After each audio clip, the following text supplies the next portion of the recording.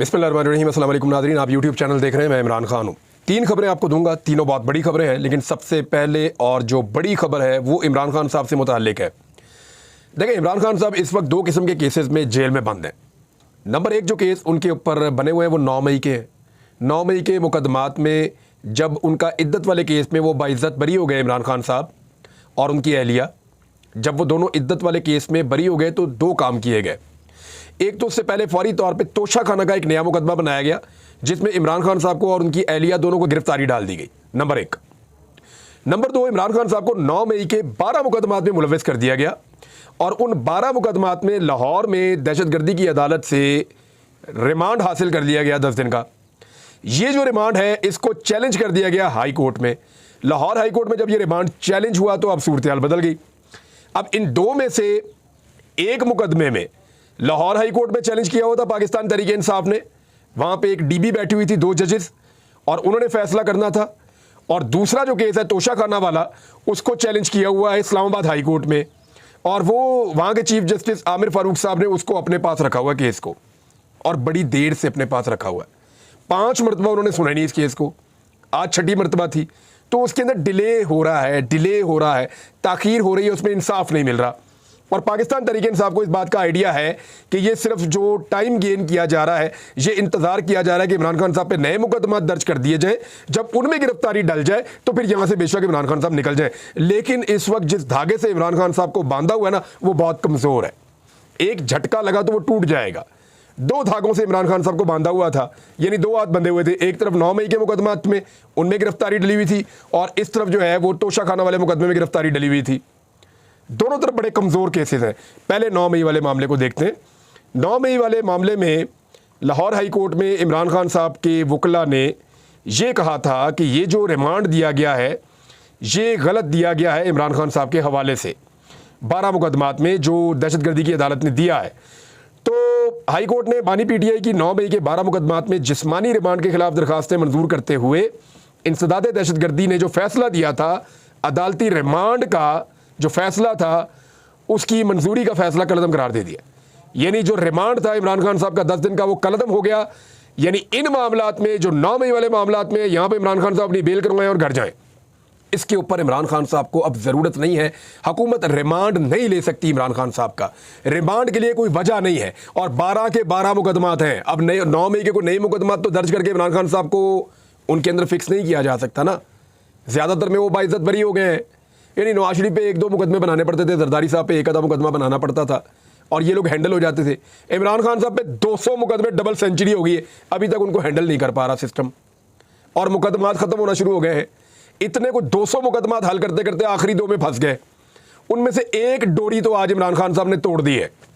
ये जो 12 मुकदमात में उनका रिमांड था, यहाँ पे लाहौर हाई कोर्ट का फैसला आ गया। 9 मई से मुतालिक दहशतगर्दी के 12 मुकदमात में जिस्मानी रिमांड देने के खिलाफ दरखास्तों पर समाअत हुई। पूरे पंजाब से तफ्तीशी अफसरान बानी पीटीआई के खिलाफ दर्ज मुकदमात का रिकॉर्ड लेकर अदालत में पेश हो गए। पंजाब हुकूमत ने पूरा जोर लगाया, मरियम नवाज की गवर्नमेंट ने, IG पंजाब जो उस्मान साहब हैं, उनकी पूरी पुलिस ने जोर लगाया कि आज किसी तरह इमरान खान साहब को जेल में रखने का बंदोबस्त किया जाए और जो रिमांड है उसके खिलाफ फैसला ना आए। पूरा जोर लगाया।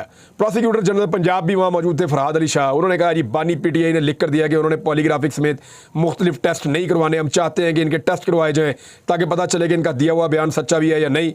जस्टिस तारिक सलीम शेख ने प्रोसिक्यूटर जनरल से कहा कि आप अबूरी ज़मानत के दौरान भी तो उन्हें शामिल तफ्तीश कर सकते हैं, ज़मानत लेने दीजिए, वो तो कहीं नहीं भाग रहे। बानी पीटीआई के वकील सलमान सफदर ने दलाइल दिए कि कई मुकदमात में ना इमरान खान की ज़मानत थी, ना इन मुकदमों के बारे में हमें मालूमात थी। जस्टिस अनवारुल हक पन्नू ने रिमार्क्स दिए कि दरखास्त गुजार का कहना है कि जैसे एक केस में ज़मानत होती है तो नए में गिरफ्तारी डाल दी जाती है। फौजदारी कानून ये कहता है कि जैसे ही पता चले कि मुकदमा दर्ज है तो फौरी कार्रवाई होनी चाहिए। यहाँ मुलजिम जेल में था, फिर भी कार्रवाई नहीं की गई। अबूरी ज़मानत का मतलब होता है कि मुलजिम को शामिल तफ्तीश करना। क्या मुलजिम को शामिल तफ्तीश किया गया?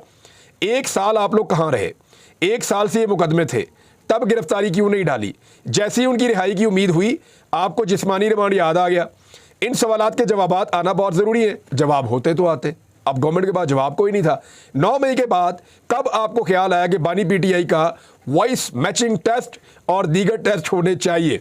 इतना अरसा जनाब आप सोए रहे, जजेस ने जो है काफ़ी धुलाई की पंजाब हुकूमत की, और ठीक ठाक धुलाई करने के बाद जब पंजाब हुकूमत बगले झांक रही थी, उनके पास कोई जवाब नहीं था, पुलिस के पास, प्रोसिक्यूशन के पास, तो फिर उसके बाद जो है वो इमरान खान साहब को जो रिमांड दिया गया था अदालत की जानिब से, उसको कलअदम करार दे दिया गया।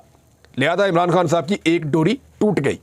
जो दूसरा मामला है वो है जी इस्लामाबाद हाई कोर्ट के चीफ जस्टिस आमिर फारूक साहब के पास, और ये तोशाखाना रेफरेंस जो नया वाला है, इसमें इमरान खान साहब और उनकी अहलिया बुशरा बीबी की गिरफ्तारी के खिलाफ दरखास्त लगी हुई है इस्लामाबाद हाई कोर्ट में, और ये लगी हुई है जी बड़े लंबे अरसे से, महीने हो गए इसको लगे हुए, और सुन ही नहीं रहे। आमिर फारूक साहब लंबा करते जा रहे हैं इसको, लंबी लंबी तारीखें, फिर जी कभी बेंच नहीं बन रहा, कभी जनाब टाइम नहीं लग रहा, कभी किसी और वजह से आगे जा रहा है, तो ये आगे से आगे ही जा रहा है। बहरहाल यहाँ पे पाकिस्तान तहरीक इंसाफ के वकला ने एक दरख्वास्त कर दी, और उन्होंने ये कहा आमिर फारूक साहब को कि खुद को आप इस केस से आप अलग कर लें, क्योंकि इमरान खान साहब ने उनके खिलाफ रेफरेंस दायर कर दिया है। अब उसूल तो ये है कि इमरान खान साहब ने, क्योंकि chief justice Islamabad high court Aamir Farooq साहब के खिलाफ एक रेफरेंस सुप्रीम जुडिशल काउंसिल में दायर किया है, लिहाजा सुप्रीम जुडिशल काउंसिल में रेफरेंस दायर होने की वजह से इमरान खान साहब ने किया हुआ है, तो इमरान खान साहब का केस आमिर फारूक साहब नहीं सुन सकते, क्योंकि आमिर फारूक साहब ऑब्वियसली ये एक कन्फ्लिक्ट आ जाता है ना इंटरेस्ट का, कि इमरान खान साहब को ये लगता है कि आमिर फारूक साहब उनके खिलाफ हैं, और उन्होंने आमिर फारूक साहब के खिलाफ एक कानूनी रास्ता इख्तियार करते हुए chief justice Islamabad high court जनाब आमिर फारूक साहब के खिलाफ इमरान खान साहब ने एक रेफरेंस दायर कर दिया है। अब वो रेफरेंस में फ़ैसला इमरान खान के हक़ में आता है या चीफ जस्टिस आमिर फारूक साहब के हक़ में आता है, इसके बारे में अभी हम कुछ नहीं कह सकते, लेकिन रेफरेंस बड़ा तगड़ा है।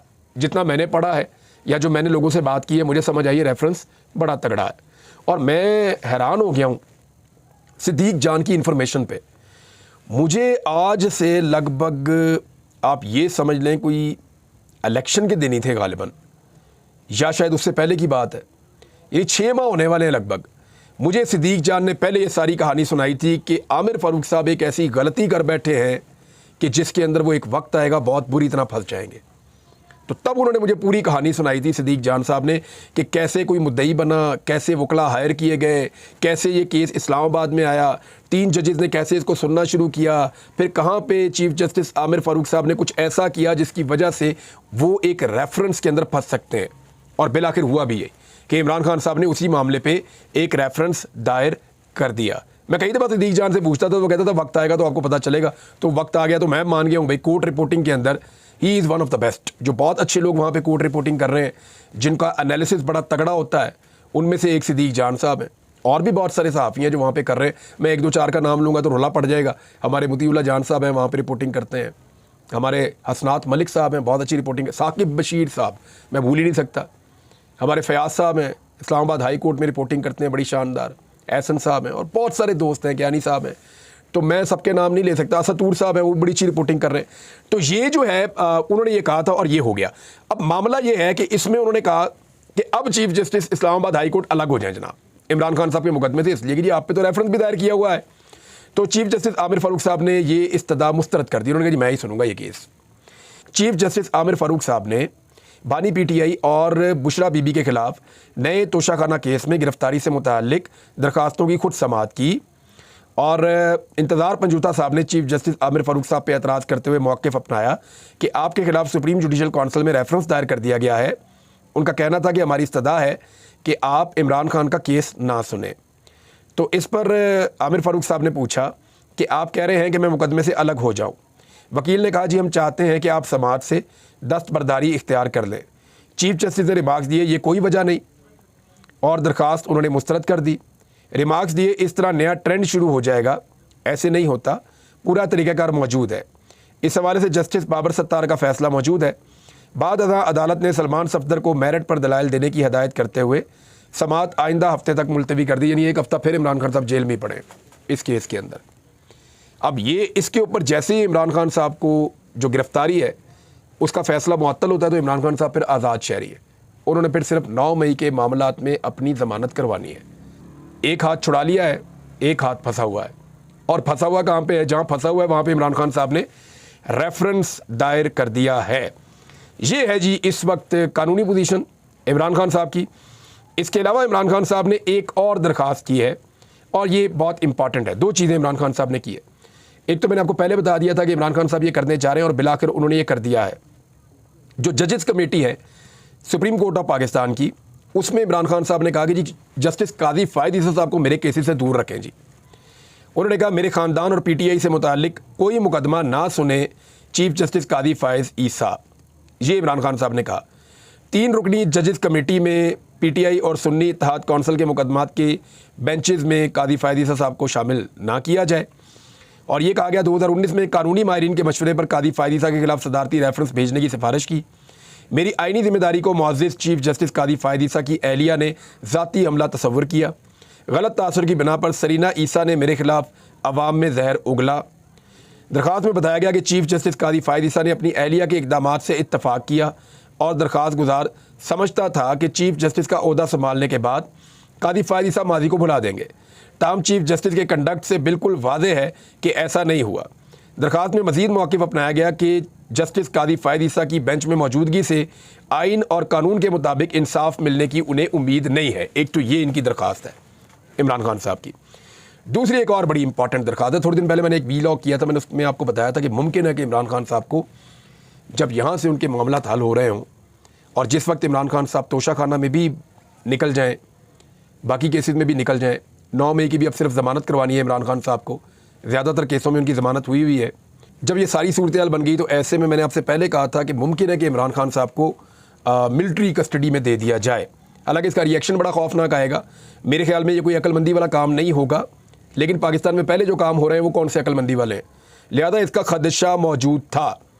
तो अब इसमें जो है वो साबिक वज़ीर-ए-आज़म इमरान खान साहब ने अपनी मुमकिन फ़ौजी हिरासत के ख़िलाफ़ लाहौर हाई कोर्ट से रुजू कर लिया है और इमरान खान साहब ने सीनियर वकील के तवस्सुत से लाहौर हाई कोर्ट में मौक़िफ़ अपनाया कि उन्हें अपने खिलाफ 9 मई से मुताल्लिक मुकदमात में फ़ौजी हिरासत में दिए जाने का ख़दशा है।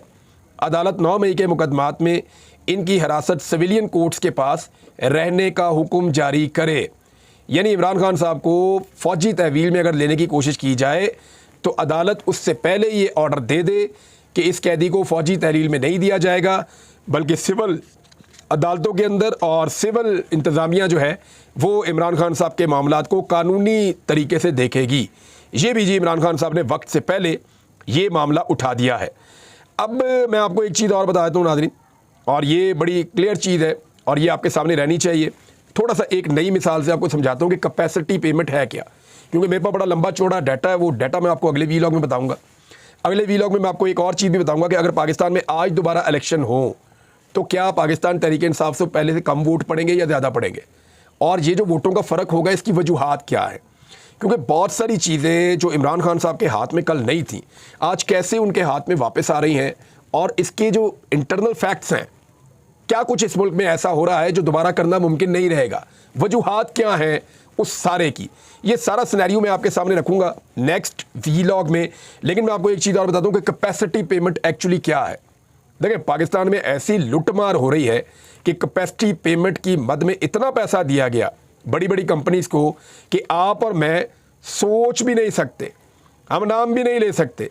मिसाल के तौर पे ये जो बड़े बड़े IPPs हैं जिन्होंने पाकिस्तानियों की जेबों के ऊपर डाके डाले हैं, इन्होंने कितने कितने पैसे लिए हैं, मैं आपको सिर्फ चंद की मिसाल देता हूँ।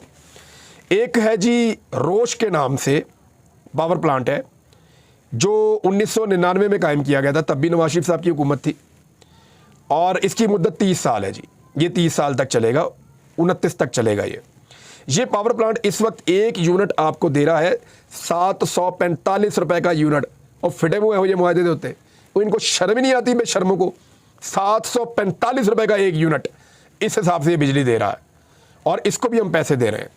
दूसरा जो पावर प्लांट है वो चाइना पावर हब है जो 350 रुपए का यूनिट दे रहा है, 350 रुपए का यूनिट। अगला आप पावर प्लांट लें, ये पोर्ट कासिम में, पोर्ट कासिम इलेक्ट्रिक है, 177 रुपए का यूनिट बनाकर दे रहा है। सबा पावर के नाम से एक और प्लांट 1999 में 30 साल के लिए आया था, अभी इसके अभी भी पड़े हुए हैं 5 साल, और ये 117 रुपए में यूनिट पैदा करके दे रहा है। जैन नाम की एक और कंपनी है, पावर प्लांट एक और प्रोजेक्ट है, ये 95 रुपए के रेट से बिजली में बनाकर दे रहा है। यानी आप अंदाज़ा करें कि रोश पावर प्लांट जो है, जो सबसे महंगी बिजली देता है, 700 और 45 रुपये फ़ी यूनिट बिजली देता है।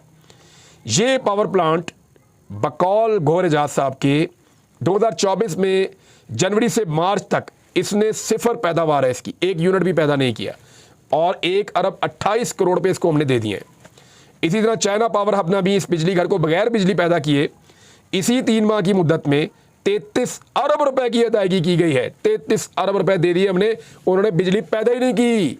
बिजली पैदा नहीं की, कैपेसिटी पेमेंट के मद में वो इतने पैसे उनको देते जा रहे हैं। और पोर्ट कासिम को भी बगैर किसी पैदावार के, बगैर बिजली पैदा किए हमने 30 अरब रुपए उनको भी अदा कर दिए हैं। पंजाब थर्मल पावर, उसने भी सिफर पैदावार है जी, कोई बिजली नहीं बनाई। 10 अरब रुपए हमने इनको भी दे दिए। बाप का माला लूटो, बाप का माला खिलाओ इनको सबको। हद हो गई वैसे पाकिस्तान के अंदर, इतनी इन्होंने तबाही फेरी है। ये बड़ी बड़ी कंपनियां बना दी गई, इनके अंदर जो है वो बंदे बैठ गए अपने, इनके अपने फ्रंटमैन हैं, पता नहीं इनको कमीशन मिलते हैं। और भाई वो कोई चीज़ ही नहीं है आपको दे रहे, आप उनको अरबों रुपया तो नहीं जा रहे, दे ही जा रहे हैं उनको कौम की जेब से निकाल के। और गरीब लोग बेचारे खुदकुशियाँ कर रहे हैं। तुम या तो अपने लिए लैंड क्रूजर खरीद लो, तो या आवाम की जेब पे डाका डाल दो और ये पैसा सारा जो है वो इन कंपनीज की जेब में डाल दो। जिन्होंने ये मुआहदे किए ना, नवाज शरीफ और आसिफ अली जरदारी ने ज़्यादा किए और परवेज़ मुशर्रफ के दौर में भी हुए। इन सब के ऊपर तो जो है गद्दारी के मुकदमे बनने चाहिए। कौमी सलामती को असल खतरा इन चीज़ों से है जिनकी वजह से हम आज इतने मकरूज हैं। पाकिस्तान का सबसे बड़ा इशू इस वक्त एनर्जी के ऊपर जो हम देते हैं IPPs को, कैपेसिटी पेमेंट्स, वो है। और इसी तरह जामशरो पावर जो है बगैर बिजली पैदा किए 93 करोड़ रुपया वो हमसे लेकर चला गया। और ये सारे अप टू सोन, ये बहुत सारे हैं जनाब, ये ऐसे ही लेते जा रहे हैं। लेकिन मैं एक चीज़ आपको बताऊं, कैपेसिटी पेमेंट को समझें। और समझाने के लिए ना मुझे ज़रा 1 सेकंड दे, मैं एक चीज़ मंगवा लूँ। ये शॉपिंग बैग बढ़ाना था मुझे, ले आओ। ये वही दे दें। ये नाज़रीन मेरे हाथ में एक शॉपिंग बैग है, ठीक है। ये 1139 का पता नहीं कहाँ से आया था, कुर्बानी की खालों वाला। तो ये जनाब एक शॉपिंग बैग है, यहाँ पड़ा हुआ था। तो इस शॉपिंग बैग में आप फ़र्ज़ करें 20 किलो सामान डाल सकते हैं। यानी आप इस शॉपिंग बैग में 20 किलो आटा डाल सकते हैं। आप दुकान पे गए, आपने दुकानदार से कहा जी इस शॉपिंग बैग में 2 किलो आटा डाल दें या 4 किलो आटा डाल दें। उसने इसके अंदर 4 किलो आटा डाल दिया। अभी इसमें 16 किलो आटे की मज़ीद जगह मौजूद है। तो दुकानदार आपको कहेगा जी 20 किलो आटे के पैसे दे दें। आप कहेंगे जी क्यों 20 किलो आटे के पैसे क्यों दे दूँ मैं? फ़र्ज़ करें 100 रुपये किलो आटा है, वो आपसे 2000 रुपये मांगेगा। आप कहेंगे जी मैंने तो इस शॉपिंग बैग के अंदर जो है वो सिर्फ 4 किलो आटा लिया है। वो कहेगा नहीं जी नहीं, ये जो है ना इसके अंदर आपने बेशक 4 किलो आटा लिया है लेकिन इसके अंदर 16 किलो आटे की कैपेसिटी है। तो कैपेसिटी पेमेंट आपसे मैंने लेनी है, आप 2000 रुपये देंगे 4 किलो आटे का। ये हुआ जी पाकिस्तान के साथ और इन बेशर्मों ने किया है। मैं रोज़ाना नई नई मिसालों से समझाऊंगा जब तक ये बात नहीं आएंगे और जब तक इनको सज़ा नहीं होगी। अब ये इसका हल इनके पास एक ही है, दोबारा उठाएं, मुझे गायब करें, मेरे ऊपर जो है टॉर्चर करें, जुल्म करें, ज़्यादती करें। ये बोलना गुनाह है और ये बताना गुनाह है। मुल्क को लूटना गुनाह नहीं है, शर्म आनी चाहिए। अब तक के लिए इतने, अपना ख्याल रखिएगा, अपने चैनल का भी नाज़रीन। अल्लाह हाफ़िज़।